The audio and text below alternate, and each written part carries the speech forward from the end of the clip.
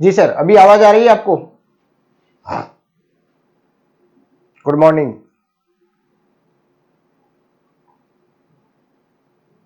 अभी कंफर्म कीजिए, आवाज आ रही है आपको?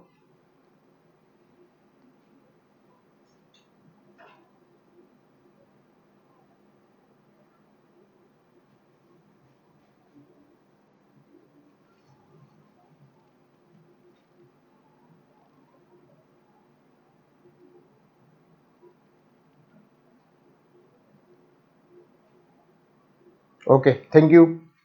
राजस्थान की आर्थिक समीक्षा 400 पेज के लगभग की आर्थिक समीक्षा सरकार के द्वारा जारी की जाती है। अब इस 400 पेज की आर्थिक समीक्षा को किस तरीके से तैयार करें कि अपने को शॉर्टकट में पूरी तैयार हो सके, क्योंकि अपने को जो तैयार करनी है वो एग्जाम पॉइंट ऑफ व्यू के हिसाब से तैयार करनी है कि अपन एग्जाम में अच्छा परफॉर्म करें। इसके लिए जरूरी है कि उसका समराइजेशन जरूरी है, और समराइजेशन के लिए आपके लिए मैया पाठशाला लेकर आया राशन आर्थिक समीक्षा 2025-26 के 1000 प्लस एमसीक्यू। 1000 प्लस एमसीक्यू जो रहेगा आपके किस में, टेस्ट की फॉर्म में रहेगा। डायरेक्ट क्लासेस नहीं होकर आपको पहले उसका टेस्ट अटेम्प्ट करना, उसके बाद में फिर आपको उसका लाइव वीडियो सॉल्यूशन करवाया जाएगा। तो 1000 प्लस मींस की कंप्लीट जो आपकी आर्थिक समीक्षा वो इसमें कवर हो जाएगी। उसके साथ साथ में आपको बजट जो है 26-27 उस बजट से संबंधित महत्वपूर्ण प्रश्नोत्तरी जो है वो भी आपको इसमें मिलेगी। शेड्यूल वाइज टेस्ट सीरीज रहेगी और पीडीएफ भी आपको मिलेगी और लाइव वीडियो सॉल्यूशन जो है वो भी आपको मिलेगा। और 15, 16 और 17 3 दिन तक 15, 16 एंड 17 फेब को अगर आप इस कोर्स को परचेज करते हो तो आपको ओनली 59 रुपीज शुल्क लगेगा। ये कूपन कोड आप यूज करके इसका बेनिफिट्स ले सकते हैं। आफ्टर 17 जो है वो आपकी 99 रुपीज प्राइस रहेगी, मीन्स कि अभी आपको 50% में मिल रही है। आफ्टर 17 फरवरी के बाद में 18 तारीख से आपको 99 रुपए पे करने हैं, और अभी अगर इन 3 दिनों में अगर आप परचेज करते हो तो आपको केवल 51 रुपए में मिलेगी। 1000 एमसीक्यू इन टेस्ट की फॉर्म में, टेस्ट की फॉर्म में आपको जो है वो मिलेगा। अब इसका डिस्कस करते हैं शेड्यूल क्या रहेगा राजस्थान की आर्थिक समीक्षा का। 45 डेज स्मार्ट स्टडी प्लान, एक तरह से कि आपकी पूरी की पूरी जो 400 पेज की जो है वो आप उसमें किस तरीके से उस 400 पेज की आर्थिक समीक्षा इकोनॉमिक रिव्यू की जो बुक है उसको कैसे तैयार कर सकते हैं।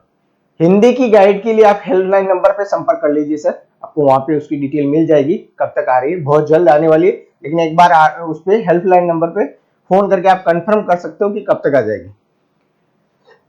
पहला अपना जो रहेगा टेस्ट रहेगा राजस्थान की अर्थव्यवस्था का सामान्य परिचय, आर्थिक विकास के सूचक, जो समरी आती है आंकड़ों की, और राजस्थान का जो सामान्य परिचय अर्थव्यवस्था का है उसका है वो आपके 16 तारीख को टेस्ट ऑलरेडी अपलोड कर दिया गया है। ये टेस्ट आपको ऑलरेडी अपलोड कर दिया गया। दूसरा टेस्ट है वो आपका अर्थव्यवस्था के जो 3 क्षेत्र है, अर्थव्यवस्था के जो 3 क्षेत्र है, कृषि,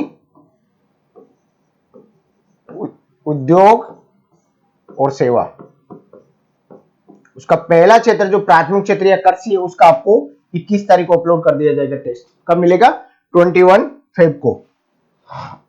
नेक्स्ट फिर आपका औद्योगिक खनन एवं आर्थिक विकास, तीसरा टॉपिक आपका रहेगा औद्योगिक खनन एवं आर्थिक विकास। 27 तारीख को ये आपका टेस्ट है वो आपको इस पे अवेलेबल होगा।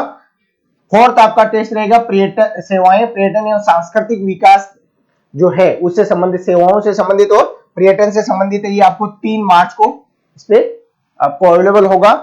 फिफ्थ टेस्ट जो होगा स्वास्थ्य एवं कल्याण, स्वास्थ्य एवं कल्याण से संबंधित जो योजनाएं राजस्थान सरकार की है उससे संबंधित महत्वपूर्ण वो 8-3 को आपको अपलोड किया जाएगा। शिक्षा, ज्ञान एवं ज्ञान आधारित अर्थव्यवस्था, क्योंकि वर्तमान में जो है वो एजुकेशन और नॉलेज बेस्ड इकोनॉमी की सबसे ज्यादा आवश्यकता महसूस की जाती है। तो छठा टेस्ट जो है आपका शिक्षा और ज्ञान आधारित अर्थव्यवस्था का 14/3 को अपलोड किया जाएगा। कब अपलोड किया जाएगा, 14/3 को। नेक्स्ट आपका 7वां टेस्ट होगा सामाजिक सशक्तिकरण, 20/3 को। 8वां आधारभूत अवसंरचना या इंफ्रास्ट्रक्चर, जो इंफ्रास्ट्रक्चर से रिलेटेड जो है टॉपिक उसका टेस्ट आपको 24/3 को। जल सुरक्षा व अनुकूलता का टेस्ट आपको 26/3 को। पर्यावरण स्थायित्व एवं जलवायु अनुकूलता 28/3 को। ग्रामीण विकास आपको 30/3 को। शहरी विकास आपको 21/3 को। प्रभावी शासन एवं सार्वजनिक सेवाएं 1/4/26 को। वित्तीय प्रबंधन एवं आर्थिक नीति 3/4/26 को। और बजट जो 26-27 है उसका टेस्ट आपको 4/4/26 को मिलेगा। ये आपके टोटल जो 13 जो आपके टॉपिक है उसमें 13 क्षेत्र जो आपके आर्थिक समीक्षा में जो दिए गए हैं, उन 13 क्षेत्र प्लस एक पहला टेस्ट आपका सामान्य उसका राजस्थान की अर्थव्यवस्था का परिचय हो आर्थिक सूचक से, और 15वां टेस्ट जो रहेगा वो रहेगा आपका बजट से संबंधित। किससे संबंधित? जो बजट 26-27 आया उससे संबंधित रहेगा। ये टोटल आपके 15 टेस्ट रहेंगे जो आपके 16 फरवरी से लेकर आपको 4 फरवरी तक आपके कंप्लीट होंगे। आपको करना कुछ नहीं है, आप टेस्ट अच्छे से अटेंड कर लीजिए, और अगर जो भी क्वेरी आपको उसमें आती है, जो भी परेशानी उसमें आती है टेस्ट अटेम्प्ट में, उसका फिर जो लाइव क्लासेस जो होगी वो अटेंड कर लीजिए। आपकी आर्थिक समीक्षा है वो आपकी पूर्णतया तैयार हो जाएगी, और उसमें एग्जाम में आप कहीं पे भी उसमें अटकोगे नहीं, क्योंकि अपनी पिछली जो 24-25 की आर्थिक समीक्षा थी उसमें जो आपका एपी का असिस्टेंट प्रोफेसर का एग्जाम हुआ था उसमें 20 में से 14 क्वेश्चन अपने आए थे। 20 में से 14 क्वेश्चन अपने इसी में से आएंगे। उसमें 700 प्लस एमसीक्यू थे। आपको यहाँ पे 1000 प्लस एमसीक्यू मिलेंगे। कितने मिलेंगे? 1000 प्लस एमसीक्यू। टोटल 15 टेस्ट में कितने होंगे? टोटल 15 टेस्ट होंगे। सारे के सारे जो 13 टॉपिक जो आर्थिक समीक्षा में है वो सभी 13 टॉपिक्स को इसमें कवर किया जाएगा। शेड्यूल वाइज, और जो डेट है उसी डेट को आपको टेस्ट मिलेगा, और उसके नेक्स्ट डे या 2 दिन के बाद में आपको इसका वीडियो सॉल्यूशन है वो मिलेगा। डेली आप 2 घंटे इसमें आर्थिक समीक्षा को दीजिए। आपको कहीं पे भी कोई भी नहीं रोक पाएगा आर्थिक समीक्षा में कभी भी। डेली 2 घंटे मीन्स कि अगर आप टेस्ट अटेंड कर लेते हो, टेस्ट दे देते हो और क्लास अगर अटेंड कर लेते हो, तो फिर आपको आर्थिक समीक्षा कहीं और से पढ़ने की जरूरत नहीं पड़ेगी। अगर टाइमली अगर प्रॉपर्ली टेस्ट अटेम्प्ट करते हो और प्रॉपर्ली क्लास अटेंड करोगे, तो उसके बाद में आपको, मेरे को नहीं लगता कि कहीं पे भी आपको उसमें उससे बाहर जाएगा या कहीं पे भी आप अटक सकते। अब अपन लेते हैं राजस्थान की रोजगार नीति 2026।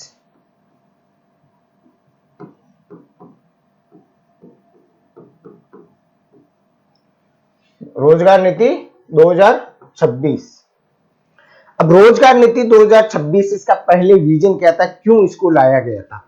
राज्य के प्रत्येक युवा को सार्थक रोजगार उपलब्ध कराने तथा राजस्थान को समावेशी एवं सतत रोजगार का अग्रणी केंद्र के रूप में स्थापित करना, जिससे राज्य वर्ष 2003 तक 350 बिलियन अमेरिकी डॉलर की अर्थव्यवस्था बनने की दिशा में अग्रसर हो सके। अब मेन जो मोटो था, जो उद्देश्य था इसको रोजगार नीति, मुख्यमंत्री रोजगार नीति 2026, उसका यह था कि हर युवा को, प्रत्येक युवा को जो है वो रोजगार मिल सके, सार्थक रोजगार उपलब्ध हो तथा राजस्थान को समावेशी एवं सतत रोजगार, समावेशी और सतत रोजगार मीन्स की कंटिन्यूटी होनी चाहिए उसमें। ये नहीं कि बीच में एक दिन रोजगार मिले, 2 दिन ना मिले, 2 दिन मिले फिर 1 दिन ना मिले, कंटिन्यूटी होनी चाहिए का अग्रणी केंद्र के रूप में स्थापित करना, जिससे राज्य की 2030 तक का 29-30 का जो टारगेट है अपना, वो क्या है? 350 बिलियन डॉलर की राजस्थान की अर्थव्यवस्था को बनाना।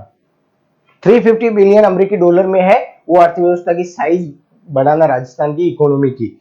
उसके उद्देश्य के लिए या उस लक्ष्य को हासिल करने के लिए जरूरी है कि हर व्यक्ति को रोजगार मिले, अब इसके मिशन क्या है? स्वरोजगार, मजदूरी वेतन आधारित रोजगार तथा उद्यमशीलता पर केंद्रित बहुआयामी रणनीति के माध्यम से मार्च 2029 तक 15 लाख रोजगार के अवसरों का सृजन करें। ये याद रखना, इसी तरह से क्वेश्चन पूछे जाते हैं। कितने?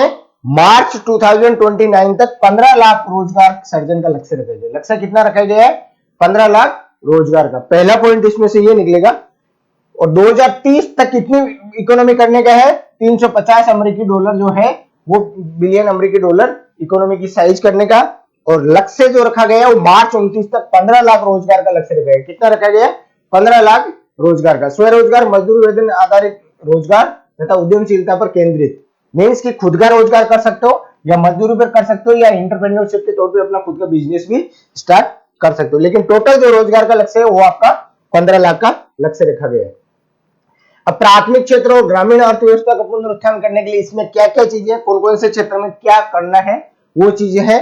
आजीविका के माध्यम से अगर ग्रामीण क्षेत्र में अगर और कृषि क्षेत्र में अगर रोजगार बढ़ाना है तो इसके लिए क्या इन्होंने कदम उठाने? आजीविका के माध्यम से महिला नेतृत्व वाले स्वयं सहायता समूहों को सुदृढ़ करना तथा लखपति दीदी योजना का विस्तार करते हुए वित्तीय संसाधनों का तक बेहतर पहुंच सुनिश्चित करना।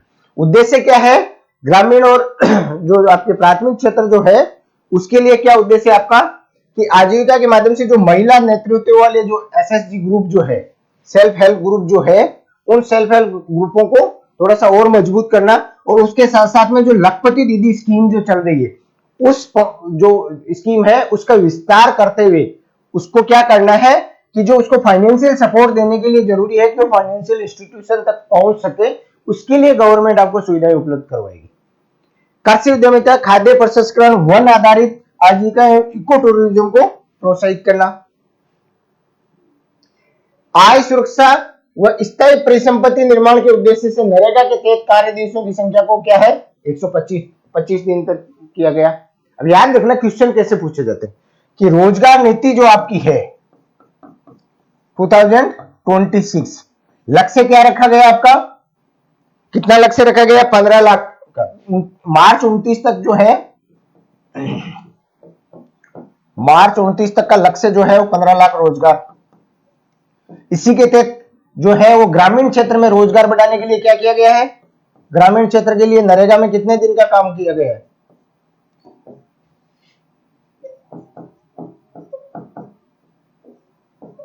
125 दिन का कर दिया बढ़ा के। कितना किया गया 125 दिन का।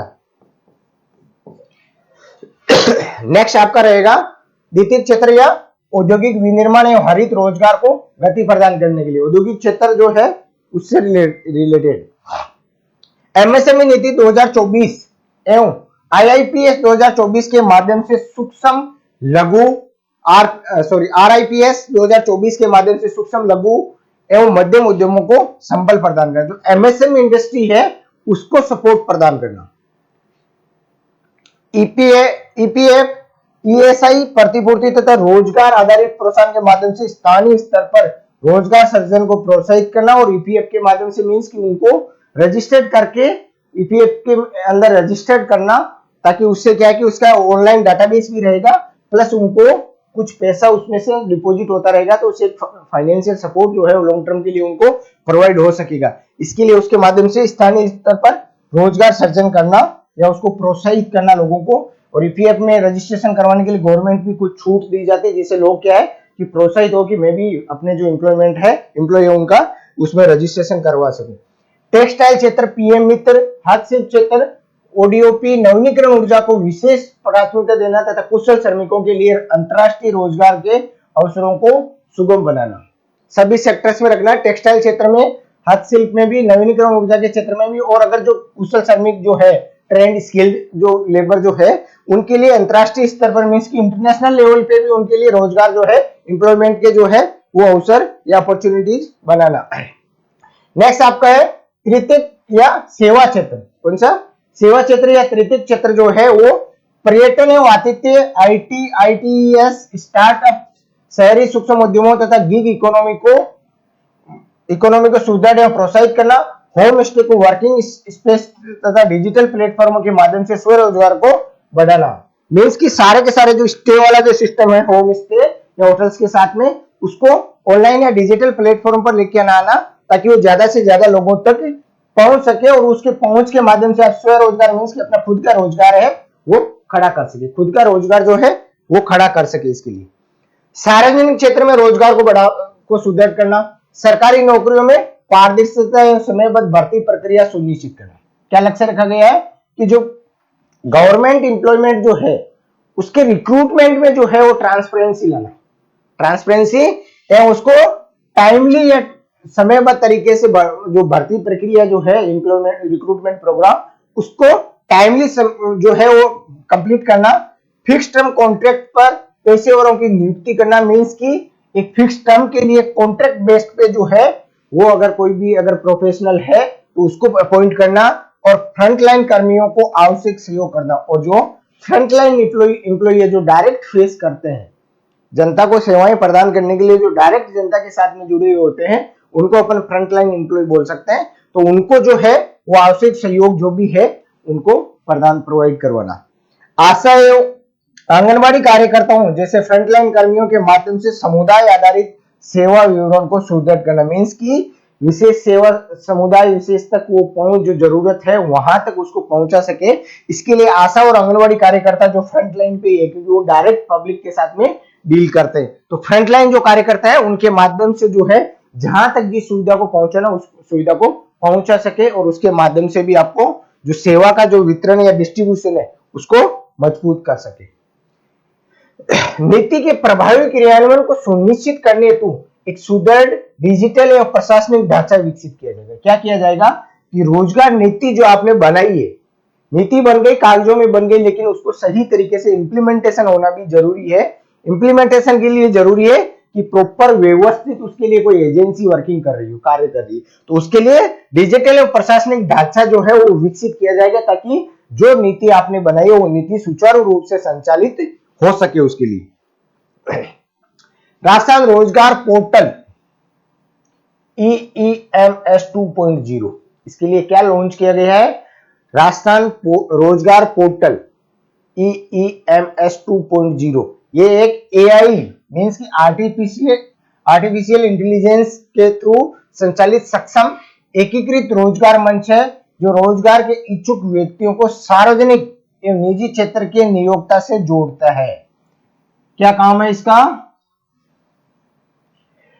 AI मींस की आर्टिफिशियल इंटेलिजेंस के साथ में अटैच्ड एक पोर्टल लॉन्च किया गया EEMS 2.0, जिसमें आपके प्राइवेट और गवर्नमेंट दोनों एजेंसियों में एम्प्लॉयमेंट जो भी अवेलेबल है उस एम्प्लॉयमेंट्स के साथ में जो कोई अप्लाई कर रहा है उनको दोनों को एक साथ मिलाने का प्लेटफॉर्म के तौर पे काम करता है। इसमें विभिन्न विभागों या प्रशिक्षण संस्थानों का डेटा एकीकृत किया गया है तथा ई-जॉब फेयर और अंतरराष्ट्रीय प्लेसमेंट की सुविधा भी उपलब्ध है कि ऑनलाइन कोई जॉब मेला अगर लगा हुआ है तो उसकी सुविधा भी वहां पे, उसकी डिटेल भी आपको मिलेगी।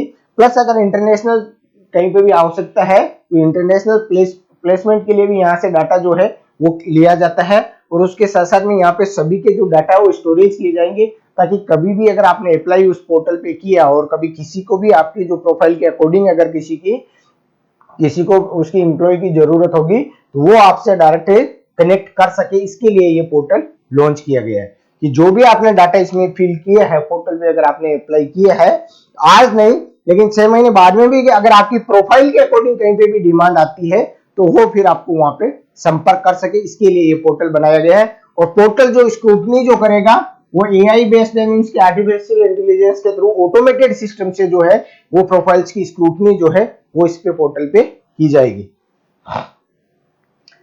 क्षेत्रीय फोकस समावेशी विकास सुनिश्चित करने के लिए जिला स्तर पर रोजगार योजनाओं का क्रियान्वयन किया जा रहा है। यहाँ पे डिस्ट्रिक्ट लेवल पे जो है वो जो है इनके जो एम्प्लॉयमेंट जो स्कीम्स जो है उनका क्रियान्वयन किया जा रहा है, जिसमें विशेष रूप से जनजातीय उपयोजना क्षेत्रों एवं आकांक्षी जिलों पर विशेष रूप से ध्यान दिया जा रहा है। जो TSP एरिया जो है उन पर विशेष तौर से ध्यान दिया जा रहा है, उन लोगों के रोजगार के लिए विशेष ध्यान दिया जा रहा है। डेटा आधारित शासन जिलों में प्लेसमेंट, वेतन वृद्धि और समावेशन की निगरानी के लिए रोजगार परिणाम सूचकांक विकसित किया गया है। क्या किया गया है? हर जिले में उसमें किस तरह से रोजगार दिया, कितना रोजगार दिया, प्लेसमेंट कितना, उसमें जो है जो सैलरी इंक्रीज जो हुआ है उसके साथ साथ में उसको किस तरह से जो वर्क एनवायरनमेंट जो मिला है, वेतन कितना मिला, प्लेसमेंट किस तरह का हुआ, कितने प्लेसमेंट्स हुए हैं, उसके आधार पे जो है रोजगार सूचकांक जो है वो जिला स्तर पे जारी किया जाएगा। हर जिले का रोजगार सूचकांक जारी किया गया जिससे इसे पता चलेगा कि किस जिले ने कितना काम जो है इस नीति के तहत, रोजगार नीति के तहत अपने डिस्ट्रिक्ट में किया है, ताकि उन लोगों की सही तरीके से निगरानी की जा सके और जहां पे भी खामियां उन खामियों को दूर करके फिर से उसी स्तर पर लेके आए जो बाकी डिस्ट्रिक्ट ने किया है। जिसकी देख रेख जो है कौशल रोजगार एवं उद्यमिता विभाग के नेतृत्व में, किसके नेतृत्व में की जाएगी? कौशल रोजगार एवं उद्यमिता विभाग है वो इसकी देखरेख करेगा और जो आपके एम्प्लॉयमेंट सूचकांक जो है वो जो है एम्प्लॉय सूचकांक जो है उसको बनाने में और उसके लिए जो फ्रेम जो है गाइडलाइन जो है वो इश्यू करने का और उसके निगरानी करने का जो काम है कौशल रोजगार एवं उद्यमिता विभाग जो है वो करेगा और एक उच्च स्तरीय समिति द्वारा की जाएगी, जो उसके द्वारा उच्च स्तरीय समिति जो है वो गठित की जाएगी और वो इसकी निगरानी और इसके लिए गाइडलाइंस जो है वो जारी करेगी। ये नीति विकास, प्रोत्साहन और डिजिटल शासन को एकीकृत कर एक कुशल एवं सशक्त कार्यबल का निर्माण करेगी। मींस की एक स्किल्ड और जो है सशक्त कार्यबल का निर्माण करते हैं। ये नियोजित युवा समर्थ राजस्थान के विजन को साकार करने का एक महत्वपूर्ण माध्यम है। मींस की नियोजित युवा समर्थ राजस्थान टारगेट जो है वो आपका इस नीति का अगर अपन समराइजेशन करें 2026 में आई है, उसका 2030 तक 350 बिलियन जो डॉलर है अपनी अर्थव्यवस्था को करने के लिए रोजगार नीति आवश्यक है। रोजगार नीति का जो उद्देश्य है वो है आपका मार्च 29 तक 15 लाख रोजगार सृजित करना, एम्प्लॉयमेंट सूचकांक हर डिस्ट्रिक्ट वाइज जारी करने का उद्देश्य रखना। इसके अलावा सभी क्षेत्र के लिए, आपके ग्रामीण क्षेत्र के लिए नरेगा में कार्य दिवस बढ़ाना, औद्योगिक क्षेत्र के लिए जो है ईपीएफओ के साथ में इसको जोड़ना, और सेवा क्षेत्र के लिए जो है वो डिजिटल प्लेटफॉर्म के थ्रू आपके जो है बुकिंग वगैरह को जो है वो ऑनलाइन करना। इसके साथ साथ में इसकी डाटाबेस जो है उसको भी डिजिटल तौर पे एआई के साथ में जोड़कर एक इंटीग्रेटेड जो है आपका पोर्टल है वो लॉन्च किया गया, जहां पे आपके सभी के नियोक्ता के और एम्प्लॉय और एम्प्लॉयर के दोनों के जो है वो डाटा का वहां पे जो है वो इकट्ठा किया जाएगा, डाटा एकत्रित किया जाएगा, कलेक्शन किया जाएगा, ताकि जब भी आपको जरूरत है उसमें आपको उस प्रोफाइल के अकॉर्डिंग जो है वो रोजगार प्रोवाइड कर सके। यह है अपने 2026 की रोजगार नीति। और इसके साथ साथ में आपके लिए महत्वपूर्ण जो चीज है वो है कि जो आर्थिक समीक्षा 2025-26 का जो आपके टेस्ट सीरीज जो है एमसीक्यू सीरीज, उसको आप ज्वाइन कर सकते हो। इसका शेड्यूल वाइज टेस्ट जो डिटेल है वो आपको मैया पाठशाला ऐप पे भी उपलब्ध है, और उसके साथ साथ में आपका पहला टेस्ट जो है वो इसका ऑलरेडी अपलोड किया जा चुका है। Thank you.